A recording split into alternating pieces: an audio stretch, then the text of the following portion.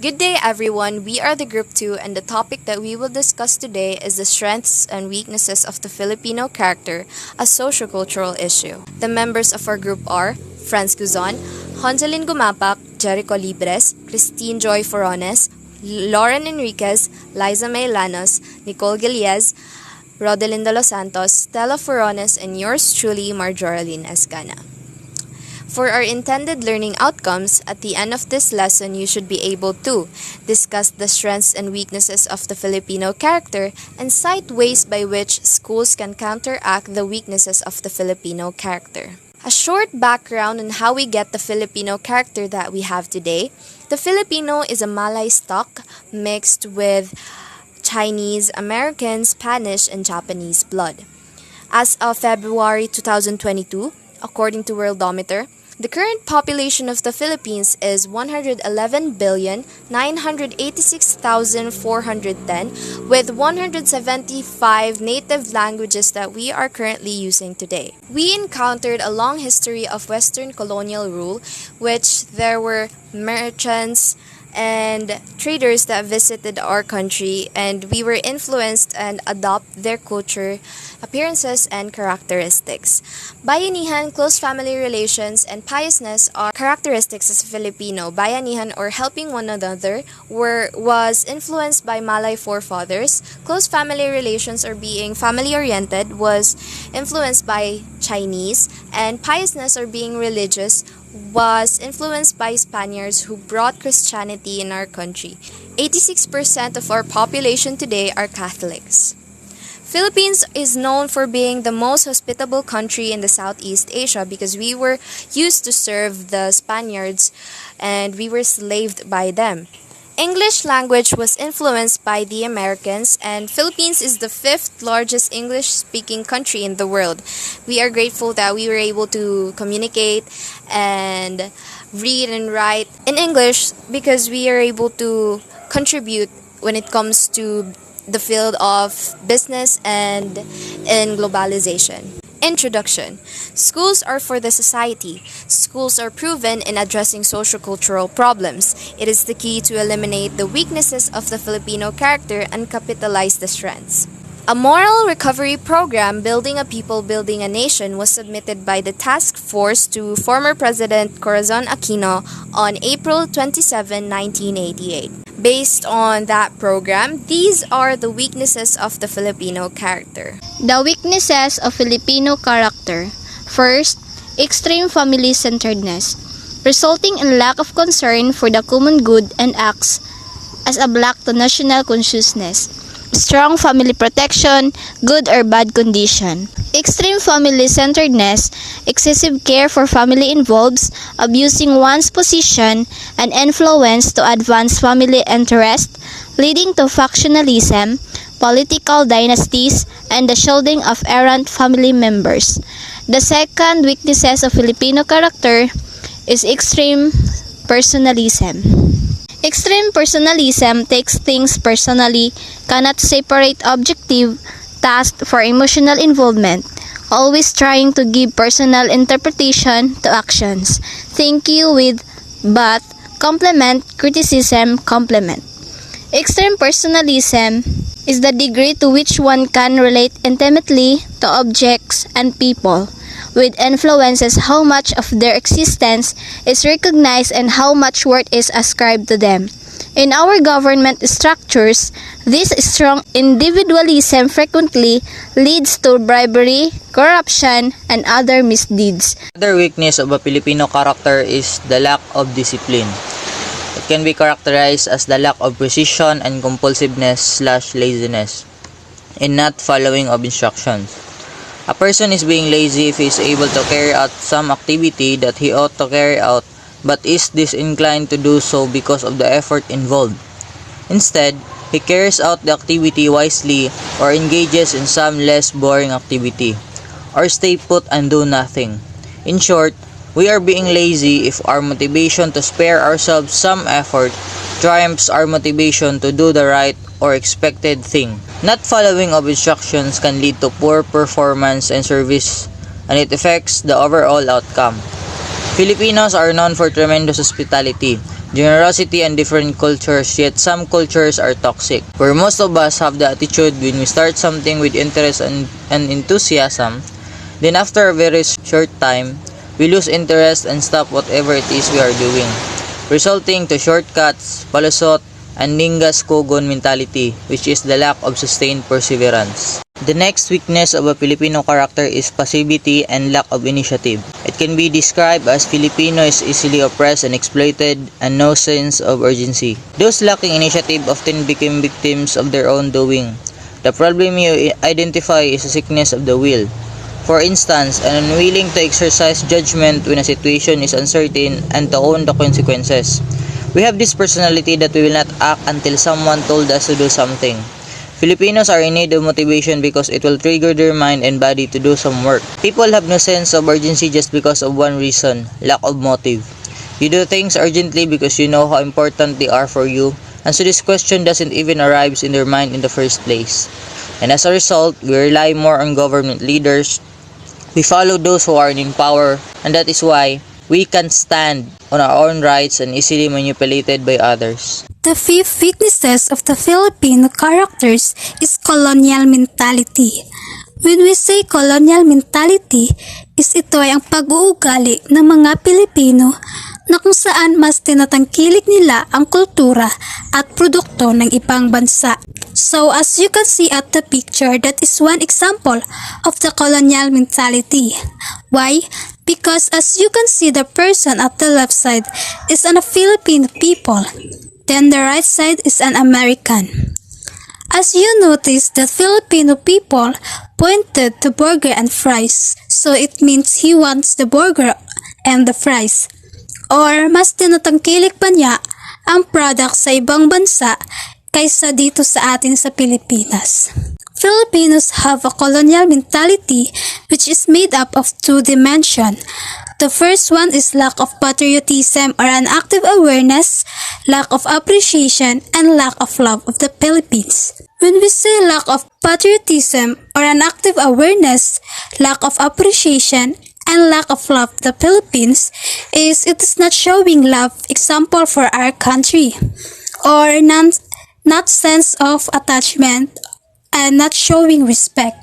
Example, when it comes to garments or kasuotan. Nowadays, we notice that maraming mga Filipino ang bumibili ng mga magagandang damit sa ibang bansa, like tops, trouser o iba pa. Kung ano ang nauuso sa ibang bansa ay ginagaya ng iba. Imbes na tangkilikin natin ang sariling produkto, ay mas tinatangkilik pa nila ang ibang gawa dahil sa imported ito. Ang pagtangkilik ng product sa ibang bansa ay it is showing that you no longer appreciated what we have, and it is also showing that you do not love our country, which is Philippines. The second dimension is an actual preference for foreign things. It is the thinking that foreign things and products are always the good, the better, and the best. As I said earlier, kaya nga may ibang Pilipino ang mas gusto nila ang product sa ibang bansa ay dahil sa imported ito or mas matibay kumpara sa atin na hindi gaanong kaganda pero mapapakinabangan naman.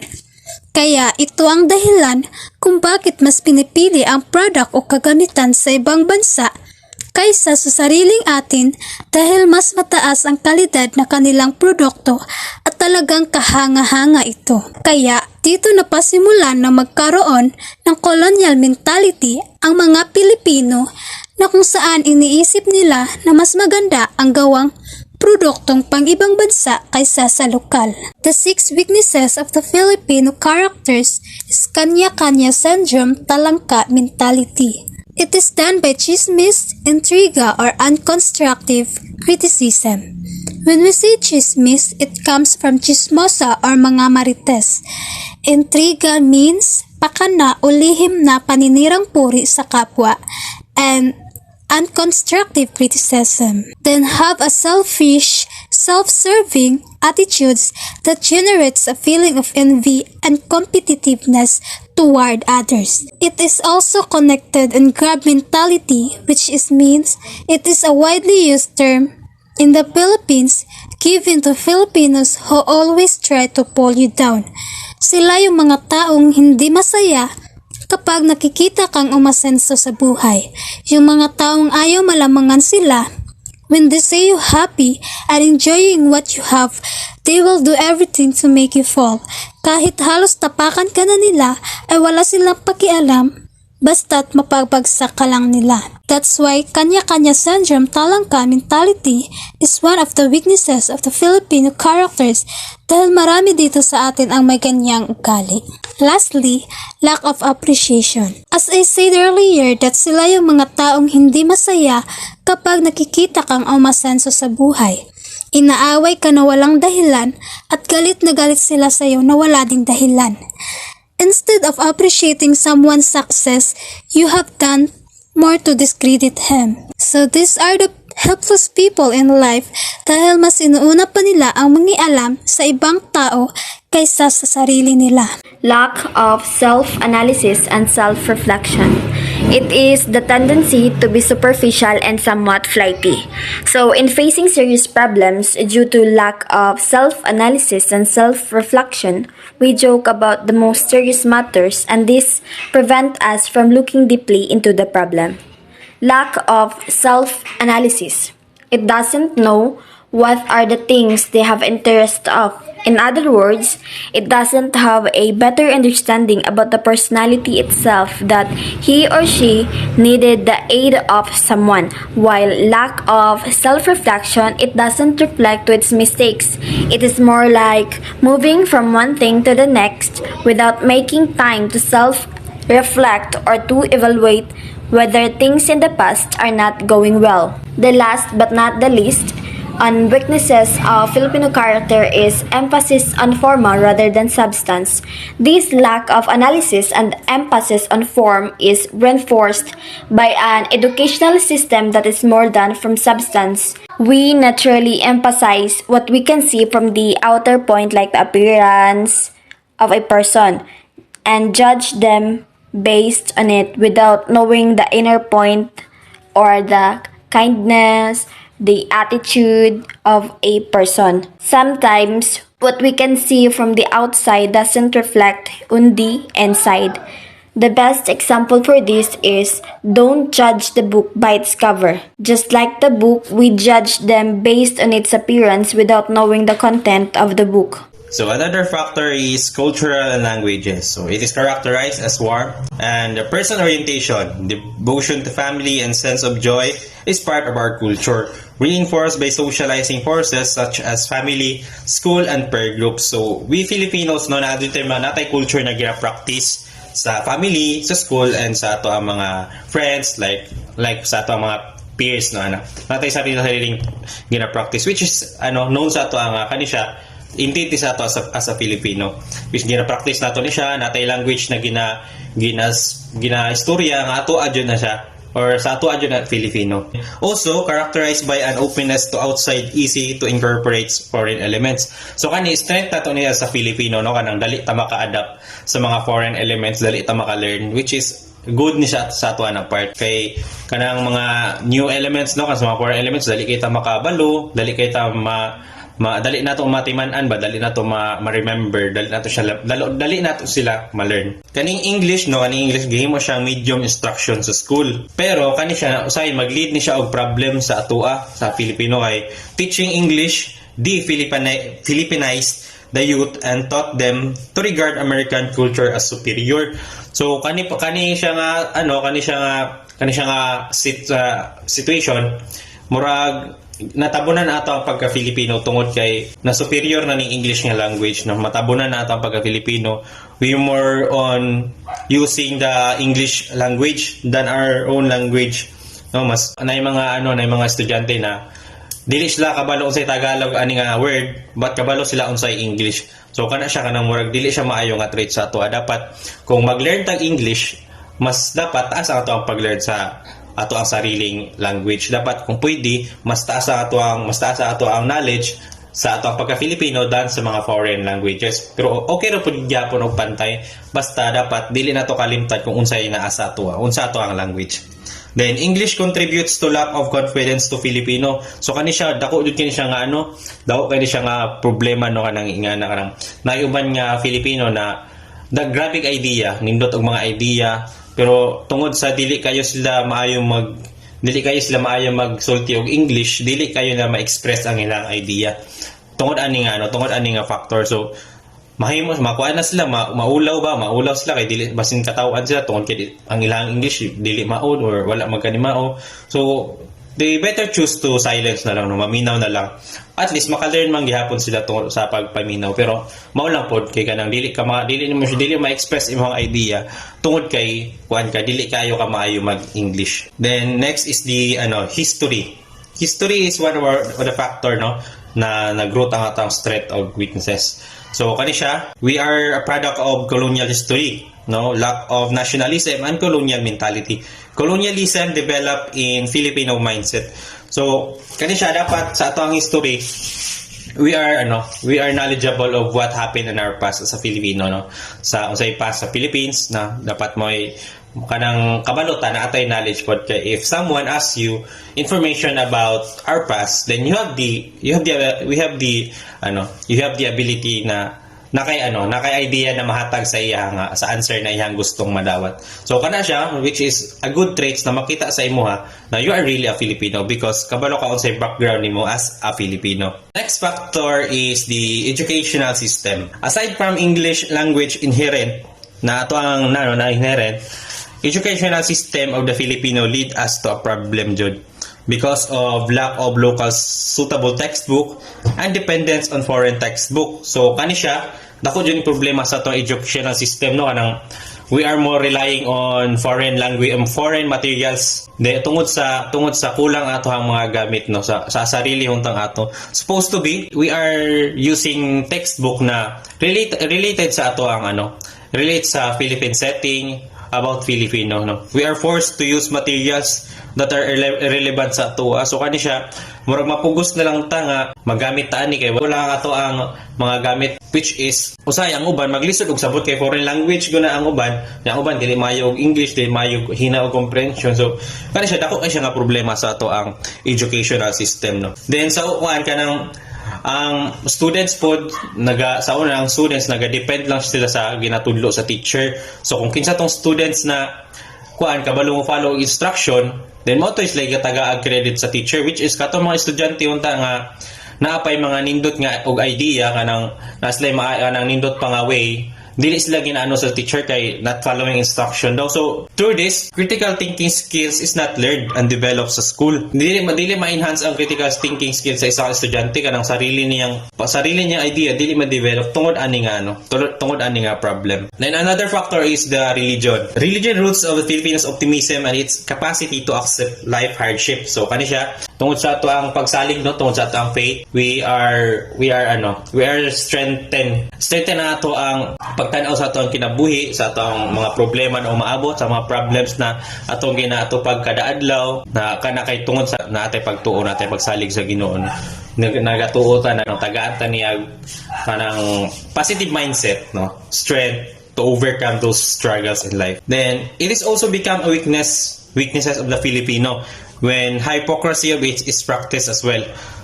It will become vulnerable, being victimized by opportunism, oppression, exploitation, and superstition. Then another factor is the mass media. So ato ang mass media nagaproduce sila mga movies, advertisement, entertainment. So supposed to be ang gina-expose unta sa media kana mga problems sa ato ang bansa, like aning poverty, unsa pa may mga problems sa kinahanglan mahibalan sa gobyerno para ang gobyerno makahuna-huna pug ways para ma-aid ang ato ang problems, makahatag sila tabang sa mga katawhan nga naglisod. Mo na dapat gina-focus sa media, dili ang mga fake news o unsa pa ba entertainment. Okay ra gyapon na entertainment, pero hunta mas gina-expose nila kay para ato ang government po maka-look beyond ani na mga problems ba. Kanang makita nila ay kani nga problem, need check action immediately. So matabangan nila ang mga tao nga nanginahanglan og tabang sa tabang sa gobyerno pod. So mass media mas dapat ang media is a way siya dapat na ma-expose kung unsay mga problema nato. Then the last one is the leadership and role model. So we Filipinos are looking not just a leader but also a role model, no? Labi na ron na hapit ng election, so kuan dito dapat wise dito na mo-choose sa ato ang gusto na mahimong sunod president or mag-lead sa ato ang bansa. Then dapat ang political leaders are the main role model sa ato ang country. Dapat naga-role siya naga-lead siya into the goodness of everyone. But sometimes if a leader violates the law, kani siya dako jud kay siya nga problema, no? Kanang ang leader is ginahuna-una is personal interest lang, dili ang kaayuhan sa uban. Lack of public accountability. This is really dako jud kay siya negative impact sa ato ang mga Filipino, kay it will lead man to corruption man, mapababa ang ato economic status nato tungod sa leader nga way ayo, tungod sa leader nga corrupt.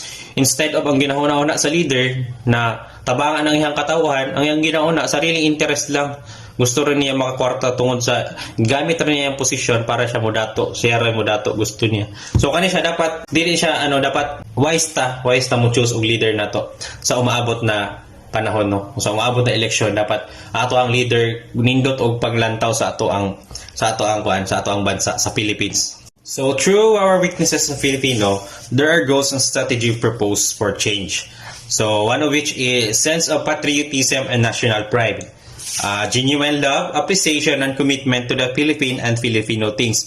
So kani siya dapat i-enhance na ato ang pag-appreciate sa ato ang pagka-Filipino or embrace more what are the Filipino things, what are ours. So dapat kani siya ato ang mas i-love pa nato ato ang pagka-Filipino, tangkilikin ang sariling atin, no? Dapat i-patriotize pa nato ato ang bansa, ato ang kapwa Pilipino. Dili nato dapat i-disregard, no? Dapat kung unsay naa sa ato ang ginapaglaban nato dapat ginapanghambog nato kay we Filipino man to. So kung unsay ato mo'y dapat ato ang gina-practice, gina-embrace, no? Ginagamit or gina-love dapat taas tag pag-love sa ato ang country, sa ato ang mga kapwa Pilipino. Then sense of the common good, ability to look beyond self-interest, sense of justice, and sense of outrage at its violation.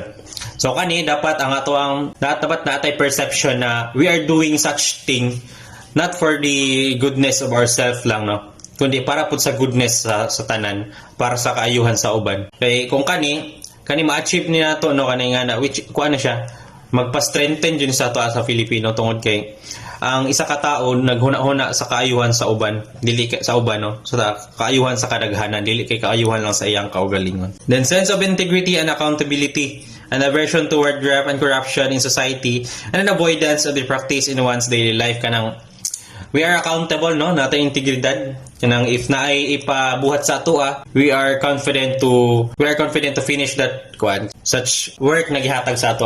Kanang kabalot sa atong sarili na kani misigma kung naamay time na ma-fail ta, kabalota mo tayo, it is because kanang ato ang skills ani is siya kanang inline siya sa gipabuhat sa imo, kanang nagtuod kasi mo sarili, kaya nimo siya mahuman, kaya nimo siya ma-achieve. Then values and habits of discipline and hard work. So kani discipline yourself, disiplinahon nato tong sarili, no, sa mga butang sa ato ang as we live every day, no. Dapat disiplinado ta sa mga bagay-bagay, sa pag-interact sa uban, sa mga desisyon na atong ginabuhat sa kinabuhi. Then focus on your goal. Dapat focus ta sa ato ang goal.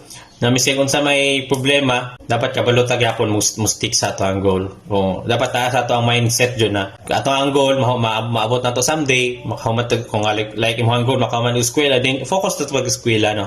Focus ta sa ato ang goal na dili nato siya haluan og mga kabuang unsa ba nga halo nato. Then give you also a gumption to stick with the difficulties. So kani siya ato ani siyang i-improve, no, i-change nato siya or kani siya kuan nato siya nga strategy sa ato ang pagka-Filipino. Kuan jud siya kanang nadyo din siya kanang traits sa Filipino nga never give up jud, no, kanang kabalota mo stay sa problem, kabalota mo laban sa problem, kabalota mo find og solution sa problem na moabot sa ato ang kinabuhi or ato ang ginaatubang. So values and habits of self-reflections and analysis, the internalization of spiritual and emphasis on essence rather than form. So reflect yourself, no, reflect yourself, understand more yourself, knows what's values within you, and also think also why you act and why you do these such things. Kanang una to nganong kaning abot decide ta ano ginabuhat nato ni tungod ani self reflection dapat maka ano ta una ta nga kaning abot ato ang gibuhat tungod kay kabalo ta sa consequences or kabalo ta sa good result ani. Then kani siya atuan ni siyang atuan ni siyang ma-practice ma-improve ni nato sa ato ang sarili. It will really lead us to a better life and living, no, ning pagpapahalaga at pagsusuri sa sarili.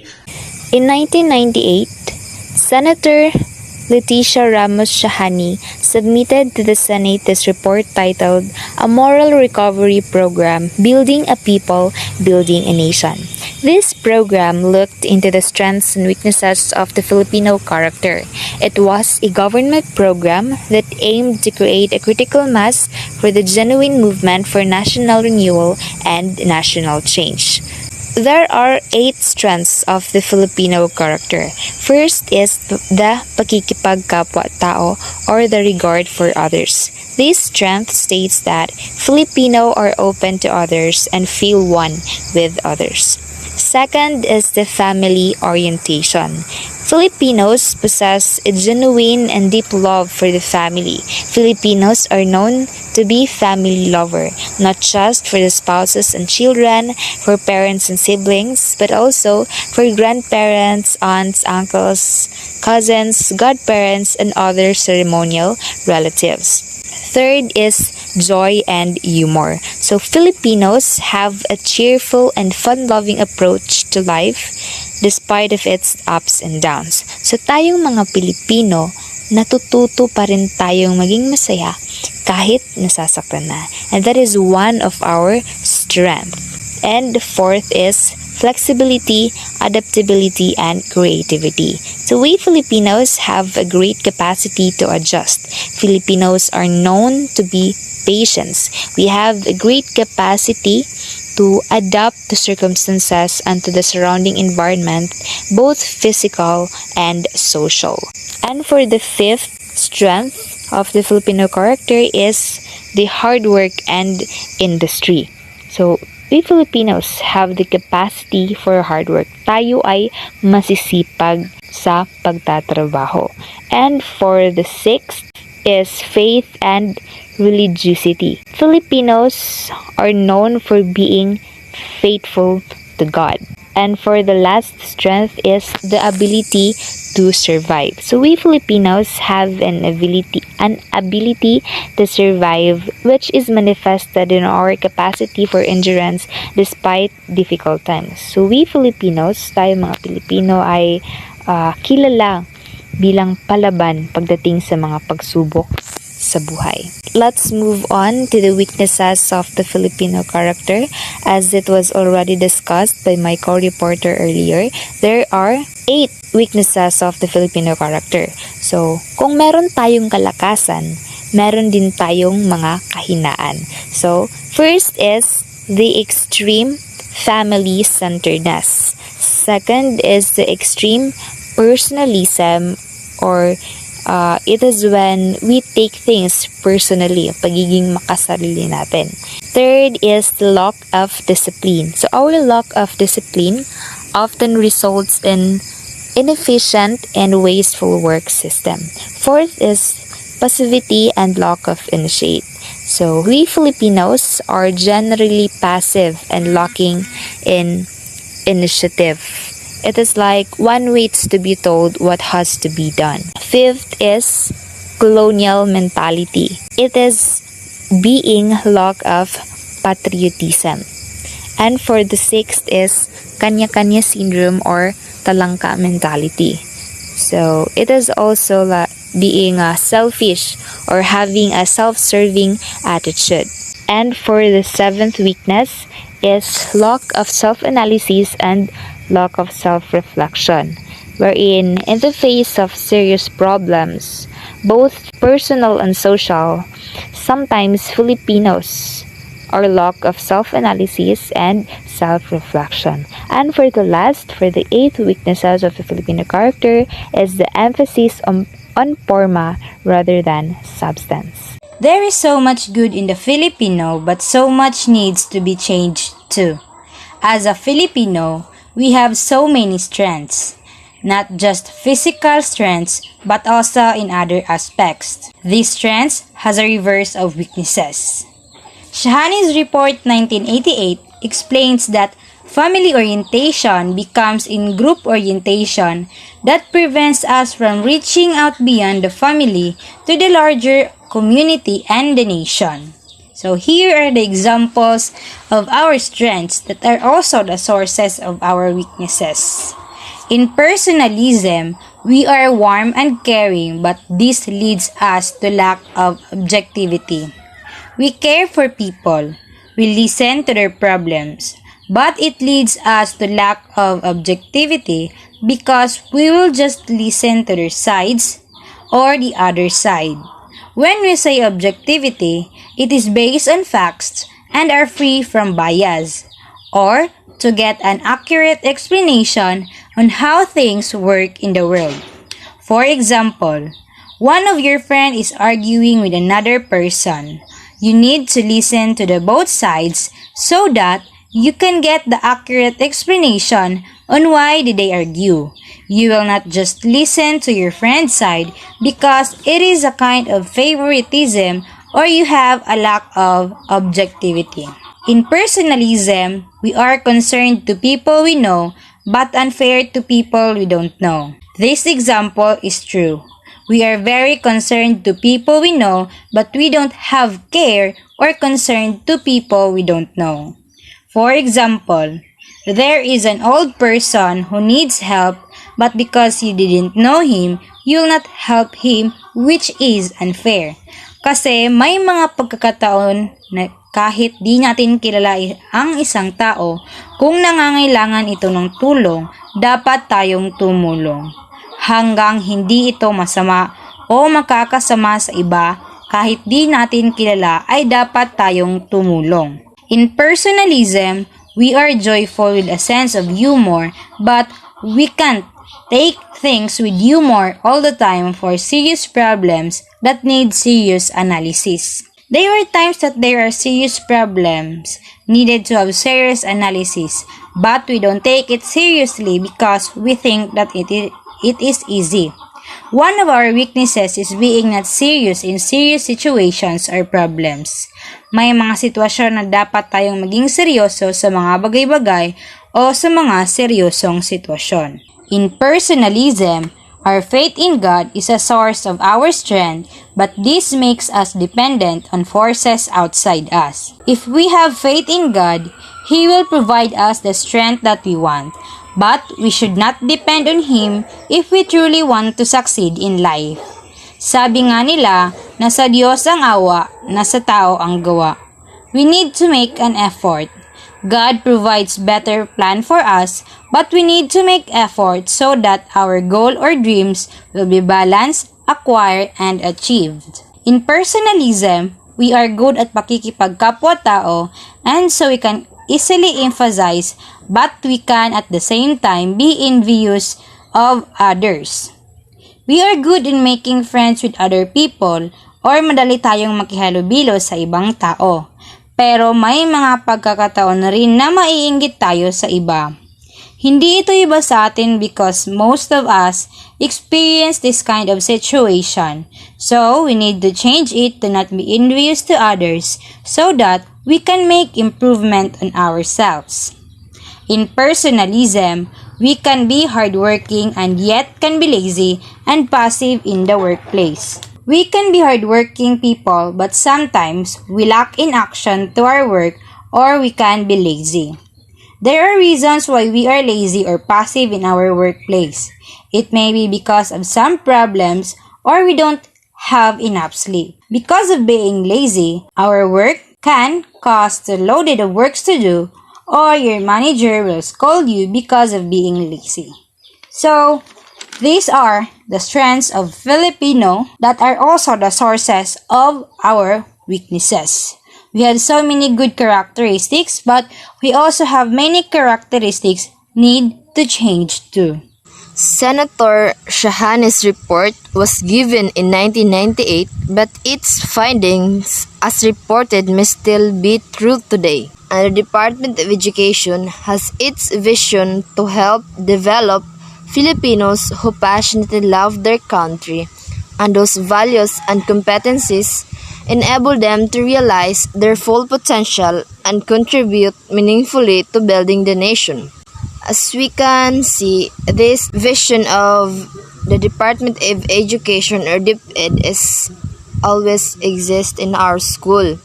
So mapapansin natin nung panahon pa na nag-high school tayo at senior high, madalas natin itong naririnig sa paaralan.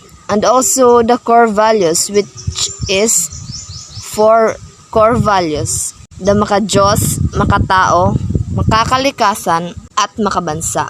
And this can be a uphill battle for Philippine schools to realize the considering the first, extreme family-centeredness. For example, the concern for the family is one of the Filipinos' greatest strengths. In the extreme, it becomes a serious flaw. And also, it is excessive concern for the family that creates an in-group to which the Filipino is firstly loyal to the detriment of concern for the larger community or for the common good. The next is extreme personalism. It refers to the extent to which one is able to relate personally to things and people determines the recognition of their existence and the value that attach to them. The extreme personalism sometimes often leads to graft and corruption and other malpractices in our government institutions. The next is lack of discipline. Those who are lack of discipline don't have any goals or aims in their life, that they tend to drift and they never take any action to improve their life. The lack of discipline can lead to procrastination. And this habit is one of the reasons for lack of discipline, like absence of willpower, motivation, and ambition. Next is passivity and lack of initiative. Those who are lack of initiative is they are often overwhelmed by events in their lives. Those who are passive are like spectators. They are like people without dreams. They lack the spirit of ambition and dynamism. The next is colonial mentality. Colonial mentality is defined as the perception of ethnic and cultural inferiority and a form of internalized racial oppression. The next is kanya-kanya syndrome and talangka mentality. Kanya-kanya syndrome is defined as selfishness, being a selfish or self-serving attitude that generates a feeling of envy and competitiveness towards others, particularly one's peers who seem to have gained some status or prestige. The talangka mentality or crab mentality is the mindset of trying to put people down because they are more successful than you. This can come in the form of spreading gossip, mistrusting people, or even creating schemes to bring them down just because they got ahead of you.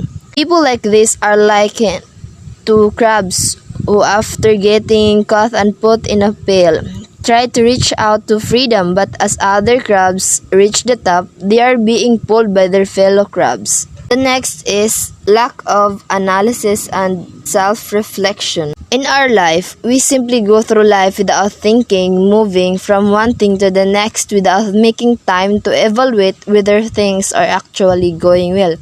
This is the example of without self-analysis and self-reflection. To determine what we don't pause, think, and analyze, or even determine what is going well and what isn't working. And unfortunate result of this is that we often get stuck. The next is emphasis on forma rather than substance. For example of this is Filipinos who are easily deceived They become quickly attached to someone who spoke to them and send fine words rather than examining that person's background. Value education of school was introduced as a separate subject in the basic education curriculum under the Values Education Framework Program of Dr. Lourdes Kisambing, the Department of Education, Culture, and Sports Secretary in 1988 to 1990. Values education now is education sa pagpapakatao or ESP and K-12 curriculum. Value education is about learning social and moral skills. It focuses on developing physical, mental, emotional, and spiritual aspects in students. And also it helps in building our strength, honesty, and humility with regard to moral, spiritual, and social behavior of a person. And the Values Education Framework was conceptualized in 1987. Values education or education sa pagpapatao, but core courses such as Introduction to the Philosophy of the Human Person and Personal Development are in essence values education subject themselves. Conclusion. Our character was not just influenced by our ancestors, but also with the foreign rulers such as the American, Japanese, and Spaniards that influenced us by their cultures and characteristics. The strengths of a Filipino character are pakikipagkapwa-tao, family orientation, joy and humor, flexibility, adaptability and creativity, hard work and industry, faith and religiosity, and ability to survive. While the weaknesses of a Filipino character are extreme family-centeredness, extreme personalism, lack of discipline, passivity and lack of initiative, colonial mentality, kanya-kanya syndrome, talangka mentality, lack of self-analysis and self-reflection, and emphasis on forma rather than substance. We encourage the parents to convince their child to go to school and be educated since there are subjects like values education or edukasyon sa pagpapakatao that could prevent the weaknesses and maximize the strengths of the Filipino character. Teachers, classmates, friends, and counselors in schools could help them build and shape their characteristics and behavior both as a Filipino citizen and as a human being. These are our references used in our lesson, and that's it for our topic. Thank you for listening and have a good day.